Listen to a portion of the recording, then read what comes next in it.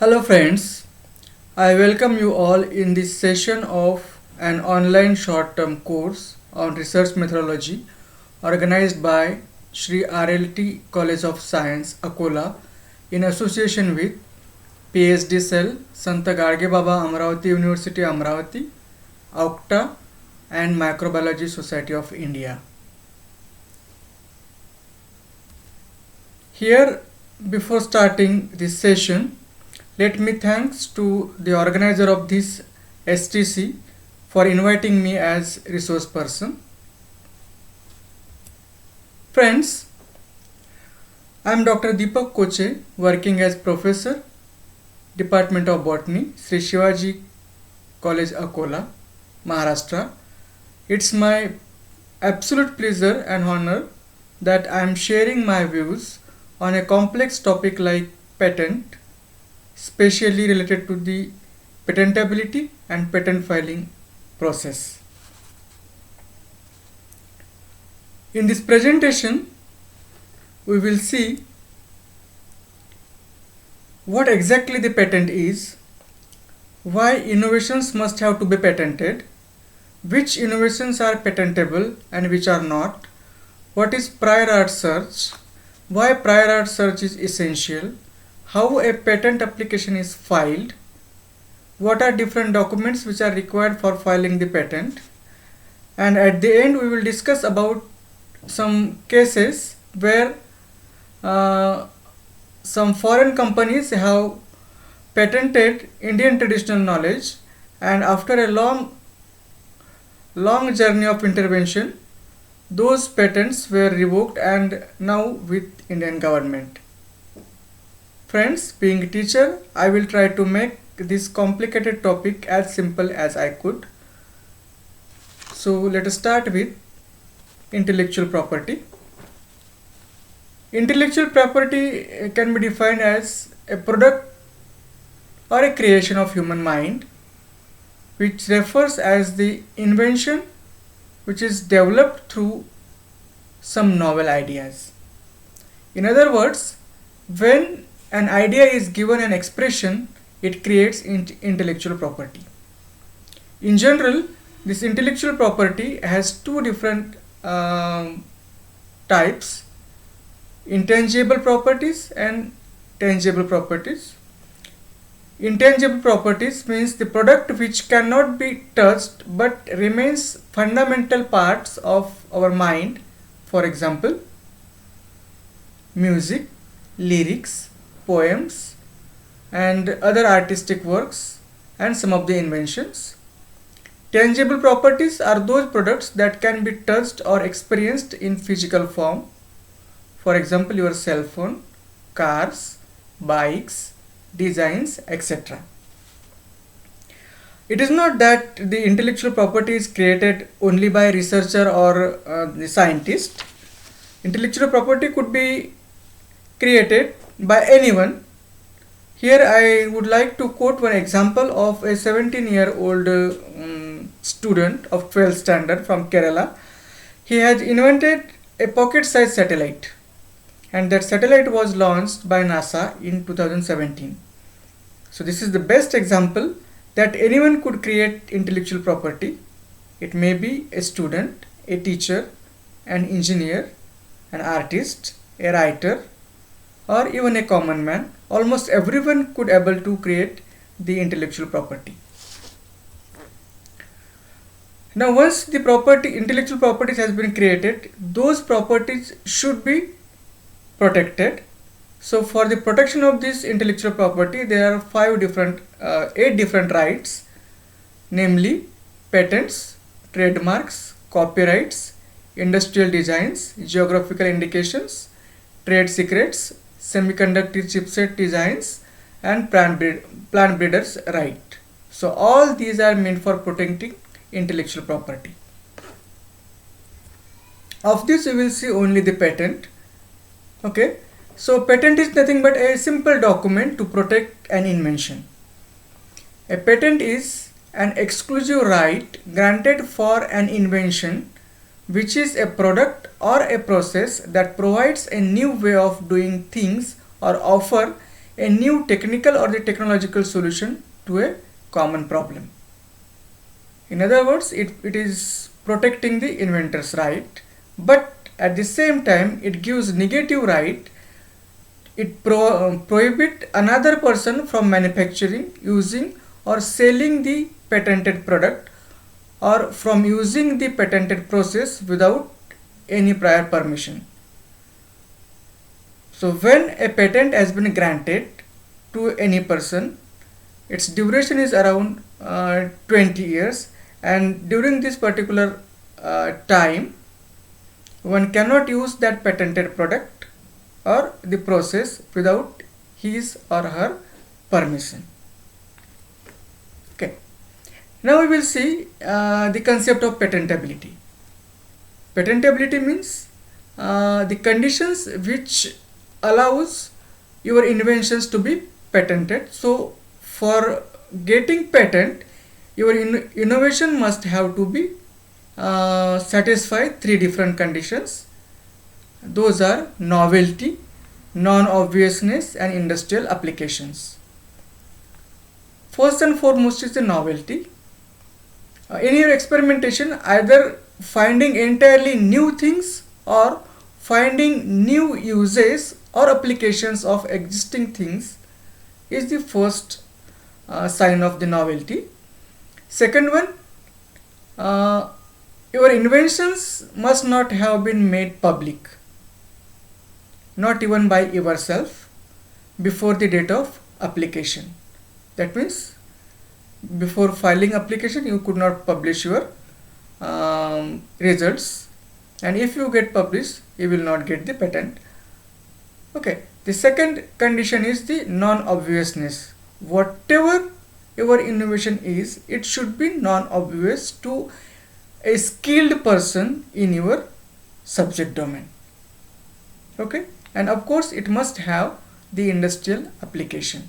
Then and then your innovation can get the patent. And now we have to see which inventions are non-patentable. So the inventions related to the atomic energy, methods of agriculture or horticulture, new uses of existing substances, unless it results in enhanced efficacy under 3D, substances obtained only by admixture resulting only in aggregation of the properties under section 3E, process of treating human beings or animals to increase their or their products economic value under section 3I, inventions claiming anything contrary to establish natural laws. Suppose your invention is in contrary to the natural laws, like the Newton's law of gravitation. In such case it will not be get patent. Any invention which could cause serious prejudice to human beings, animals, or plant life, or if it is creating certain health issues or environmental issues, for example biological warfare material, biological warfare devices, turbine energy technology, house breaking devices. So such invention could not get patent, or these are the non-patentable inventions. Even you file the patent, then the patent office will be reject your innovation. Okay. Now the another thing is that who can apply for the patent. So the patent application may be submitted by any person claiming that he or she is the first and true inventor of the invention. Any person being assignee of a person claiming that he or she is the first and true inventor of the invention, or the legal representative of any deceased person who immediately before his death was entitled to make such application. So these persons can apply for the patent. Okay. So we had seen till now that what exactly is the patent, which things get patentable, which innovations get patented, which innovations are non-patentable, and who can apply for the patent.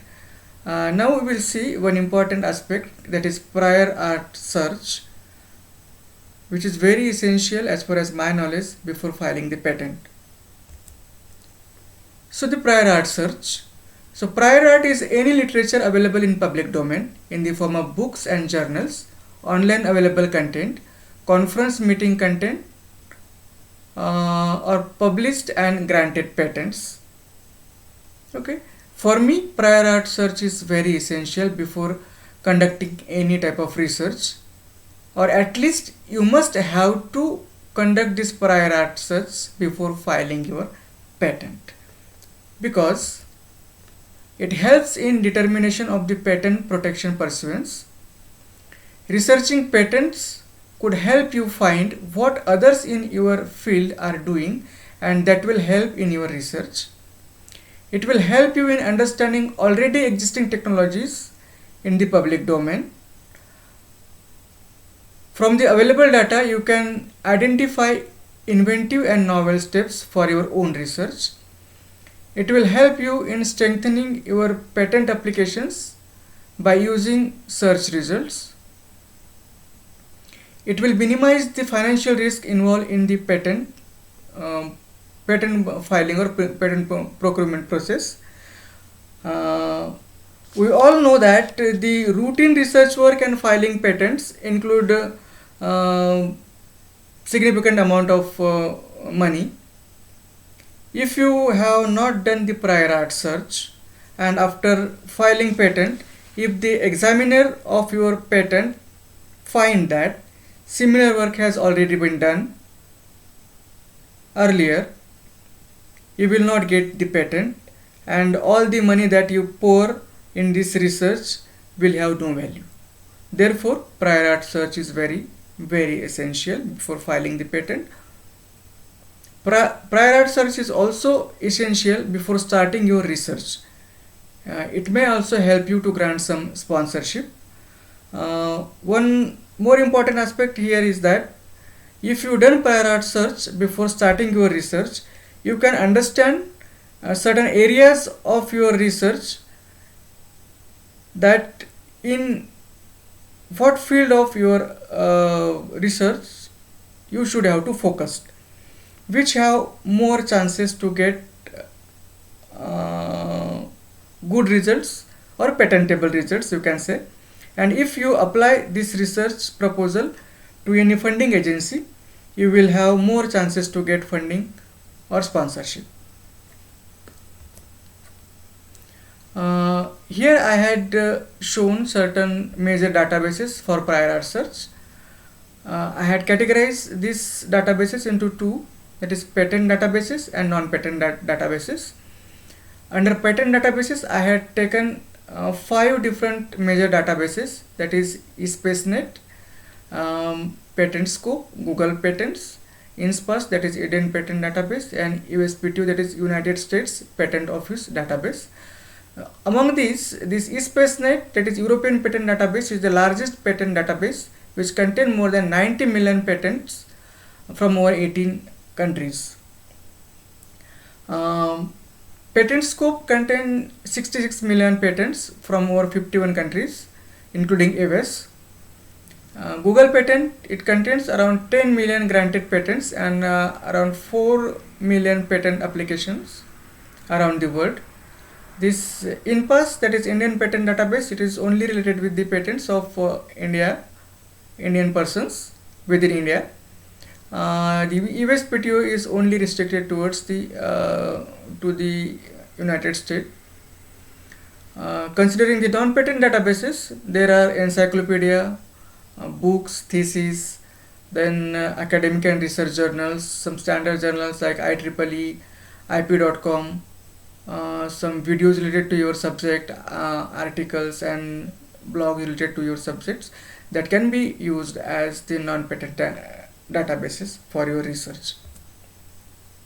Further, now we will see the documents required for the patent filing. On in all, the 5 different types of forms are required for filing the patents. Form 1, which is the application for grant of patent. Form 2, it is the provisional or complete specification form. Form 3, it is related to the statement and undertaking under section 8. Form 5, it is related to the declaration of the inventorship. Form 26, it is power of attorney, and this is the optional form. All these forms you must have to submit in duplicate at the time of patent filing. Okay, and at the same time you have to pay the prescribed fees in favor of controller of patent. As per the Indian Patent Office, the patent application fees is around 5,600. Early publishing fees is around 4,000 to 8,000, and patent examination fees around 10 in between 10,000 to 20,000 rupees.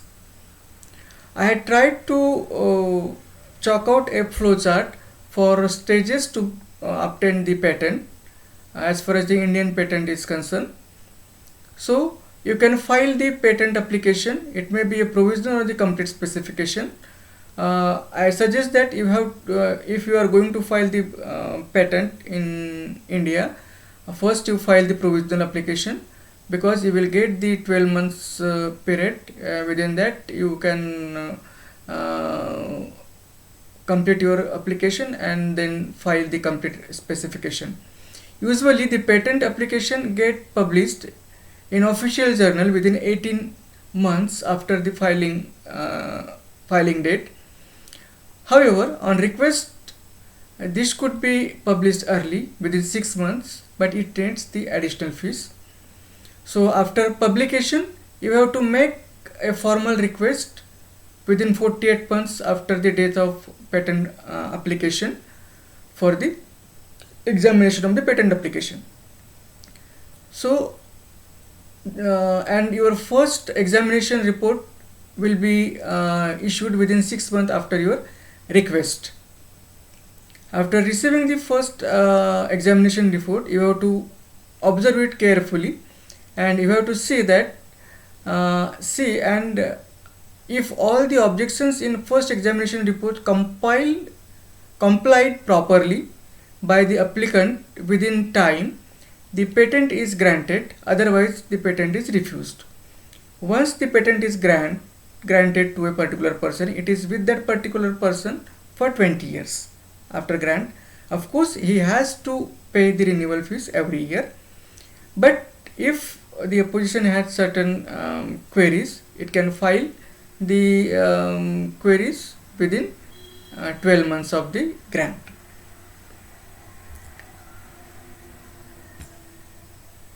Here I had taken 3 different patent certificates from Indian Patent Office. This particular first patent certificate, it is issued to a particular firm. The second one, it is issued to a person named Rakesh Chandar, and the third one, this is issued to a group of researcher, and I am also one of them.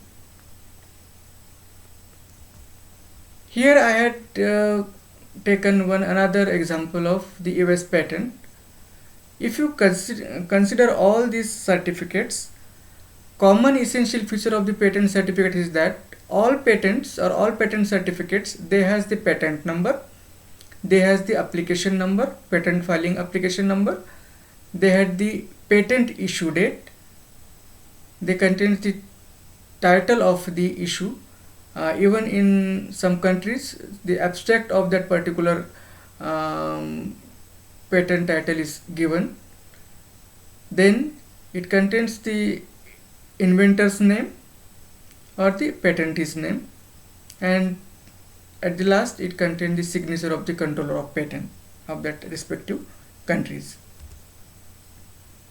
So we had seen that what exactly is the patent, what are different essentiality for the patent filing, what is the process of patent filing, what are different stages of getting the patent, and significance of patent, that patent is very essential as far as your protection of the intellectual property right is concerned.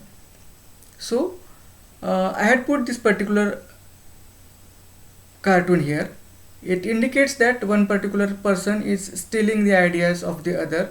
So if not protected, your ideas will be stolen by someone someday. That's why you have to protect your ideas by obtaining the patent. So here we will discuss certain cases regarding the Indian traditional knowledge which has been patented by the foreign companies. So this is the first case of turmeric, haldi. We all know about the importance of haldi in routine life. Okay, this turmeric has several medicinal potential. It has amazing benefits. It cures acne.